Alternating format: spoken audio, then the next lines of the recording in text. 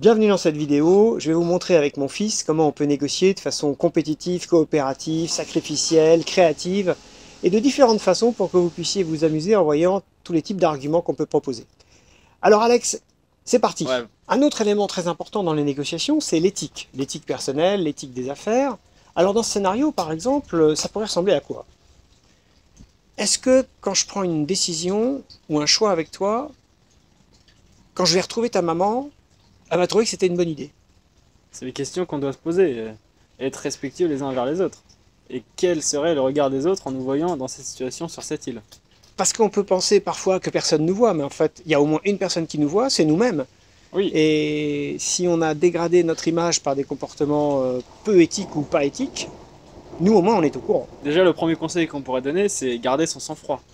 Parce que si on se met sur la figure, ça va pas résoudre la situation, et dans les solutions qu'on a vues de compétition, il n'y en avait aucune qui était viable sur du long terme. Si l'un de nous deux perd, l'équipe va s'affaiblir, et par exemple dans le scénario de survivre la nuit sur une île déserte, il faut qu'il y en ait un des deux qui soit réveillé pour protéger l'autre, donc tout seul on va nulle part. Dans l'économie c'est un peu ça aussi. On n'est pas là pour affaiblir nos partenaires, mais justement être là pour subsister et être plus fort. Est-ce que nos proches, nos parents, nos amis seraient fiers de nous si on était créatifs ou si on était roublards? Je pense que la question ne se pose pas. Elle se pose quand même, parce que la tentation immédiate, c'est plutôt de rouler l'autre. Mais les gens sont peut-être plus fiers de nous quand on est créatif.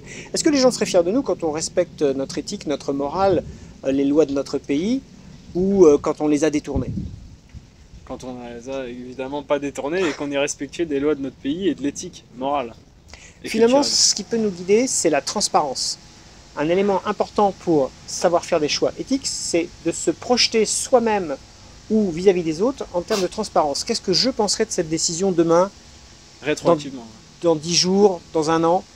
Ou qu'est-ce que mes proches penseront, mes proches professionnels? Qu'est-ce qu'ils diraient s'ils savaient ce que je suis en train de faire? Et ça peut nous aider dans l'éthique. Ouais. Et ça peut nous guider sur les techniques de négociation. Alex, je te remercie d'avoir été mon partenaire pour cette vidéo, c'était extraordinaire. Je te remercie aussi de m'avoir invité. Et je me demande réellement comment on aurait utilisé cette noix de coco.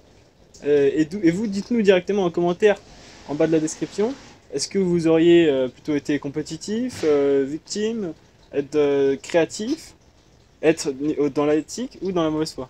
Merci d'avoir visionné cette vidéo, n'hésitez pas à mettre un like et le commentaire dans la description. Merci beaucoup, à bientôt. Alors je la refais. Alex, j'ai trouvé que tu t'en étais bien sorti dans les techniques de négociation. C'est normal, c'est mon métier. Non, je rigole, je vais pas dire ça. Mufasa, il s'est sacrifié pour sauver le petit roi lion. Non, oui. comment il s'appelait? Simba. Simba. Chose de plus malin. Ah, bon, on a le train qui passe. C'est une île déserte, c'est très habité. Parce que sur une île, il doit y avoir autre chose à manger que des noix de coco. Donc, ouais, des scorpions ou des scarabées. Ah, il y a le Karcher. C'est pas facile, hein, les prises de vue en extérieur. Éthique, combatif, entreprenant avec son partenaire. C'est mal. 3, 4. Tu parles pas là, c'est moi qui parle. Mauvaise foi, créatif et la naïveté. Non, l'éthique. Ça me stresse la caméra, je pense. La noix de coco, elle est pour moi. Ouais. Non, tu dis pas oui. Non, la noix de coco, elle est pour moi. Je veux dire ça. C'est pour moi. Oui, mais la noix de coco. Non. Ah, non. Donc la noix de coco, c'est pour moi. Non, la noix de coco, c'est pour moi. Qui va monter aux arbres pour aller chercher des animaux? Moi, toi. Ça te change quoi? On ne monte pas aux arbres pour chercher des animaux. Allez, dis ça.